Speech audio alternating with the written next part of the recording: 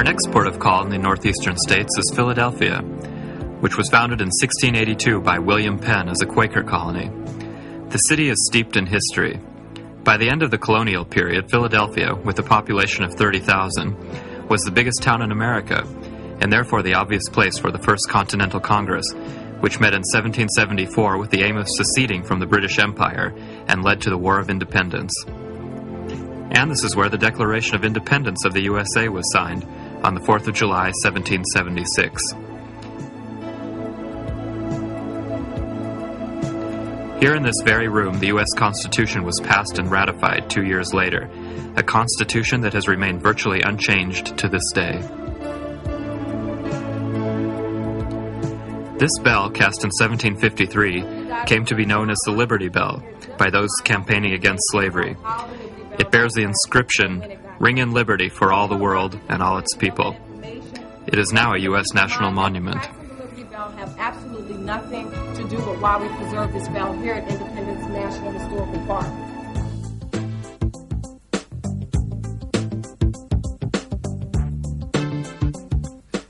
Washington, D.C. started as a settlement on the Potomac River in 1790, and in 1800 it replaced Philadelphia as capital of the U.S. In 1871, the town was granted special autonomous status so that no one state would have disproportionate power and prestige, and became Washington, District of Columbia, or D.C.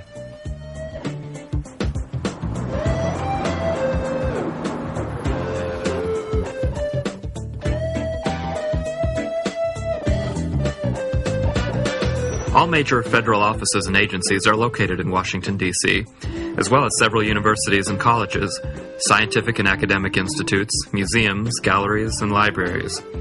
Today, the city has a population of 700,000.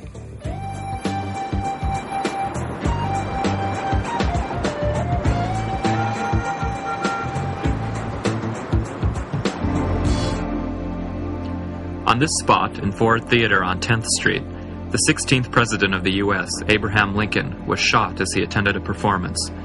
Badly wounded, he was carried across the street to this house, where he died on the morning of April 15, 1865. Lincoln is chiefly remembered as the president who abolished slavery, and embodies perhaps more than any other American the nation's democratic conscience.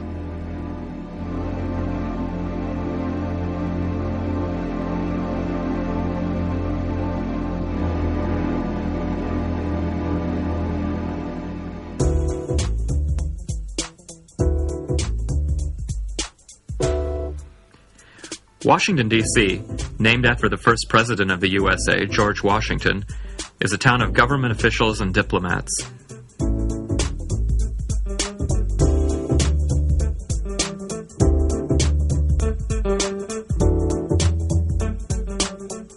The Capitol, the place where the American Congress met for the first time in 1800.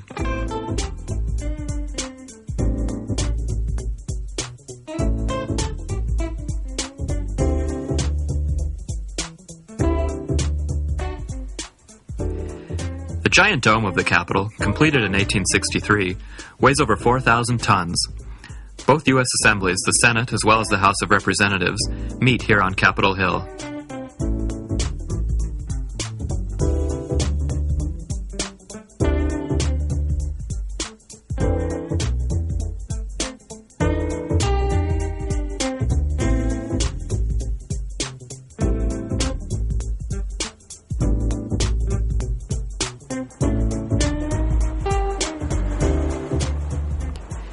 In 1800, Washington also became the seat of the President of the United States. The first president to take up residence here was John Adams.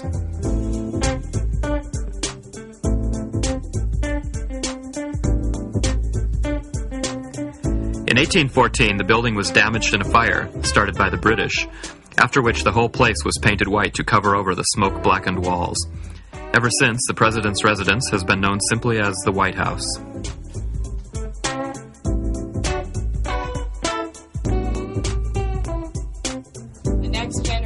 Rats had penises that were too small to reproduce.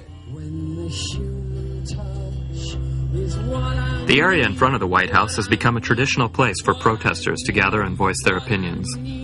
What I need is you.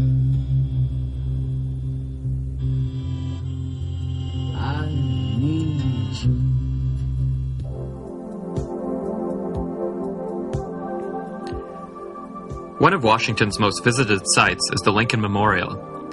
The 28-meter or 90-foot tall statue of Abraham Lincoln is the work of Daniel Chester French and was unveiled on the 30th of May, 1922, as a tribute to a man of great integrity and compassion.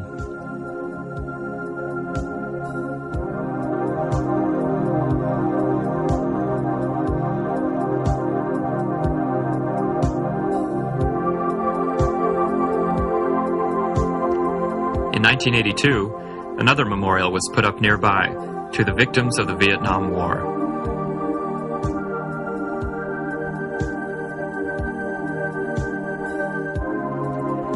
Here you will find the names of the 58,000 Americans who fell in action or disappeared in Vietnam.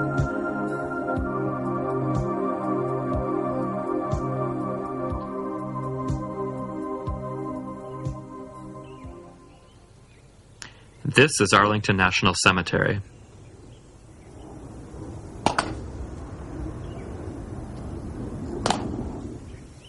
Order. Acknowledge. Ready? Heard. Reason. Oh.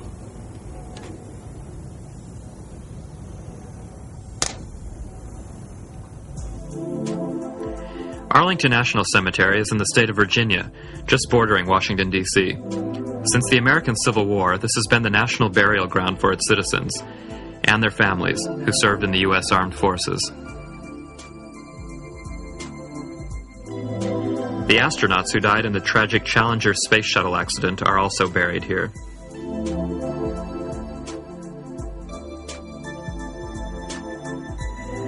There are over 215,000 graves in Arlington National Cemetery, the last resting place for America's most honored sons and daughters.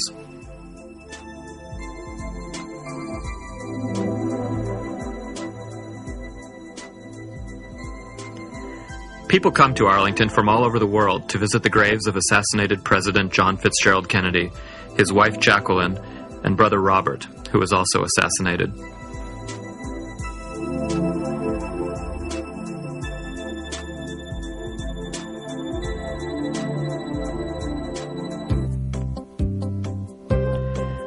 Our itinerary through the eastern states now takes us into the state of Pennsylvania to visit the town of Lancaster. This is the home of the Amish community, a religious sect who have turned their back on the modern world with all its contrivances.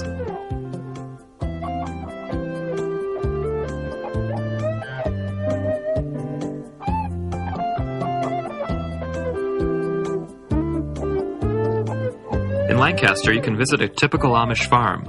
For many American city dwellers, this is their first experience of a rural way of life they've only seen in movies. Children are fascinated by the animals, while adults are interested in the organic farm produce.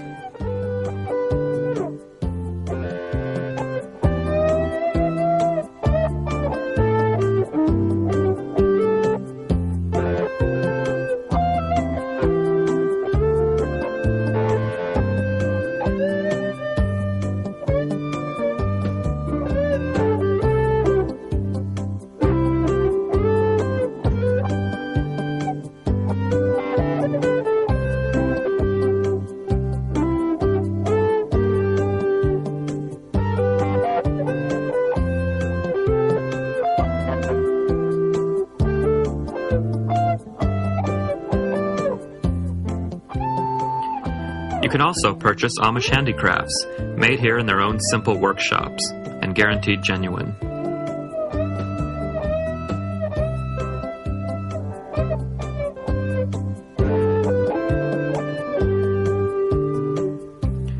One of the main attractions is a visit to the local folk museum.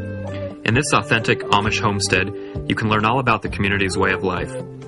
The Amish always wear some kind of head covering, and they make all their own clothes. They do not use buttons or zippers, which they consider to be decorative, and therefore against their religion.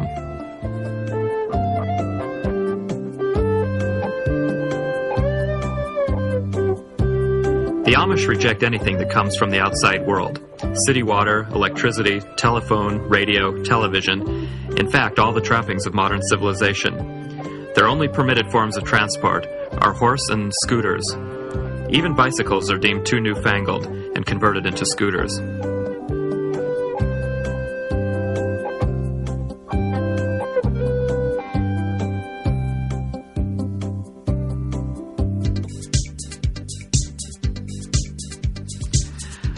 now takes us to the northern border of the United States, to the Great Lakes region and Niagara Falls.